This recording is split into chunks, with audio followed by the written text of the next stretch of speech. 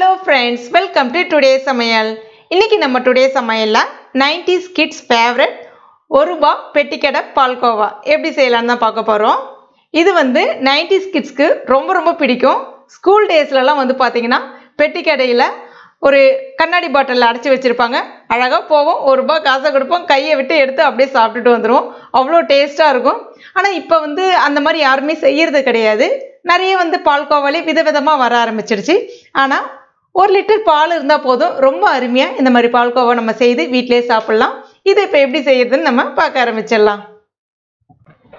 அதற்கு நான் இன்னைக்கு 1.5 லிட்டர் அளவுக்கு பாக்கெட் பால் தான் எடுத்திருக்கேன். கிரீன் கலர் பாக்கெட் இருக்கும் இல்லையா, அதுதான் வந்து பயன்படுத்தியிருக்கேன். பசும்பால் பயன்படுத்தலாம், இல்லைன்னா ஆரஞ்சு கலர் பாக்கெட் பால் பயன்படுத்தலாம்.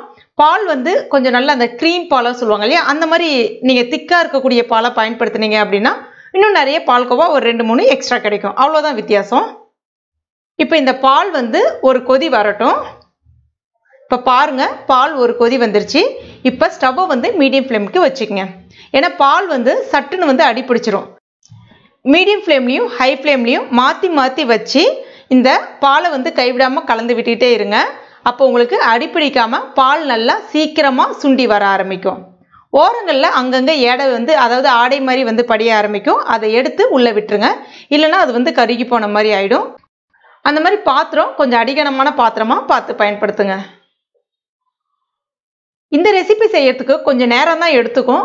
ஆனால் நம்ம பால் பவுடர், அதுக்கப்புறம் வந்து கண்டென்ஸ்ட் மில்க், இது எல்லாமே வந்து பார்த்தீங்கன்னா உங்களுக்கு எல்லா இடங்கள்லையுமே, கிராமங்களில் அந்த மாதிரி எல்லா இடங்களுமே கிடைக்கிறது இல்லை. ஆனால் பால் பொதுவாக எல்லா இடங்களையும் கிடைக்கும். இது செய்யறது வந்து கொஞ்சம் லேட்டானாலும் டேஸ்ட் இதில் ரொம்ப அதிகம். இப்போ பாருங்க, பால் நல்லா சுண்டி வந்துருச்சு. இந்த மாதிரி நல்லா சுண்டி வரும்போது கைவிடாமல் கலந்து விட்டுட்டே இருங்க. அப்போ சின்னதாக கட்டியாக இருக்கும் இல்லையா, கரண்டியை பயன்படுத்தி இந்த மாதிரி அழுத்தி விட்டுக்கிட்டே இருங்க. அந்த கட்டித்தன்மை எல்லாமே உடஞ்சி நல்லா உங்களுக்கு க்ரீமியாக வர ஆரம்பிக்கும். இப்போ இந்த பதத்தில் ஒரு 1/4 கப் அளவுக்கு சர்க்கரை சேர்த்துக்குங்க. சேர்த்துட்டு மறுபடியும் ஒரு முறை கலந்து விட்டிங்கன்னா அந்த சர்க்கரையும் அந்த பால் அந்த க்ரீமும் நல்லா ஒன்றோடு ஒன்று கூடி உங்களுக்கு கொஞ்சம் நல்லா திக்காக மாறி வர ஆரம்பிக்கும். இப்போ பாருங்க, இந்த ஸ்டேஜில் 1 டேபிள் ஸ்பூன் அளவுக்கு நெய் சேர்த்துக்குங்க. நெய் வந்து கட்டாயம் கிடையாது, ஆனால் சேர்த்திங்கன்னா கொஞ்சம் சட்டுன்னு வேலை முடிஞ்சிடும். அந்த பால்கோவா வந்து ஒன்றோடு ஒன்று நல்லா கூடி கொஞ்சம் சீக்கிரமாகவே வந்து அந்த திக்காக மாறி வர ஆரம்பிக்கும். அதுக்காக தான், வேறு ஒன்றும் கிடையாது. இப்போ பாருங்க, எல்லாம் ஒன்றோடு ஒன்று நல்லா கூடி வந்துருச்சு. கைவிடாமல் கலந்து விட்டுகிட்டே இருங்க. உங்களுக்கு நல்லா திக்காக இந்த மாதிரி வரணும். அப்போ தான் வந்து உங்களுக்கு அந்த அந்த டெக்ஸ்சர் வந்து கரெக்டாக வரும். உங்களுக்கு இந்த மாதிரி இருக்கணும். இப்போ ஸ்டவ் ஆஃப் பண்ணிவிட்டு இதை வேற ஒரு பிளேட்டுக்கு மாற்றிடலாம். போடும்போது எவ்வளோ அழகாக வந்து விழுது பாருங்கள். இந்த மாதிரி நல்லா திக்காக வந்து விழணும், தண்ணியாக வந்து விழக்கூடாது. இப்போ இதை ஆறட்டும். ஆறுனதுக்கப்புறமா ஒரு சின்ன உருண்டை மாதிரி எடுத்துகிட்டு கையில் நெய் தடவிக்குங்க. இல்லைனா கொஞ்சம் ஒட்டும், அதனால் நெய்யோ இல்லைனா எண்ணெயோ கூட தடவிக்கலாம். தடவிட்டு கையில் நல்லா ஒரு பால் மாதிரி உருட்டிக்குங்க.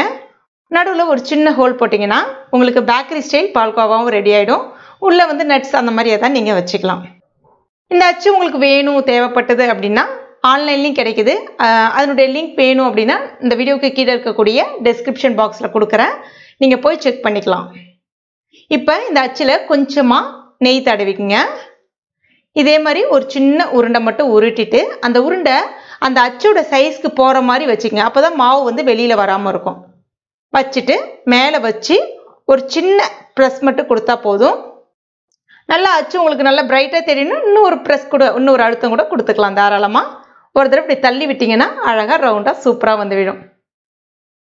அவ்வளோதான். இப்போ பாருங்கள், எவ்வளோ அழகாக நல்லா அந்த 1 ரூபா பெட்டிக்கடை பால்கோவா அருமையாக இருக்குது பாருங்கள். ரொம்ப ஈஸி இது செய்யறது. டேஸ்ட் வந்து பார்த்தீங்கன்னா அவ்வளோ அருமையாக இருக்கும். முக்கியமாக 90's கிட்ஸ்க்கு பிடிக்கும். நானும் 90's கிட்ஸ் தான். இப்போ டெக்ஸ்சர் எப்படி இருக்குன்னு பார்க்கலாம். பாருங்கள், எவ்வளோ அழகாக இருக்குது பாருங்கள். கண்டிப்பாக நீங்களும் உங்கள் வீட்டில் ட்ரை பண்ணி பாருங்கள். ட்ரை பண்ணிவிட்டு மறக்காமல் எனக்கு கமெண்ட் பண்ணுங்கள். இந்த வீடியோ உங்களுக்கு பிடிச்சிருக்கும் நம்புறேன். பிடிச்சிருந்தா லைக் பண்ணுங்கள். உங்கள் நண்பர்கள் மற்றும் ஃபேமிலி மெம்பர்ஸ்கிட்டையும் மறக்காமல் ஷேர் பண்ணிங்க. மேலும் இது போன்ற டேஸ்டி ரெசிபிகளுக்கு மறக்காமல் இந்த டுடே சமையலை சப்ஸ்கிரைப் பண்ணிங்க. கூடவே மறக்காமல் அந்த பெல் நோட்டிஃபிகேஷன் சிம்லையும் ப்ரெஸ் பண்ணிங்க. தேங்க்யூ.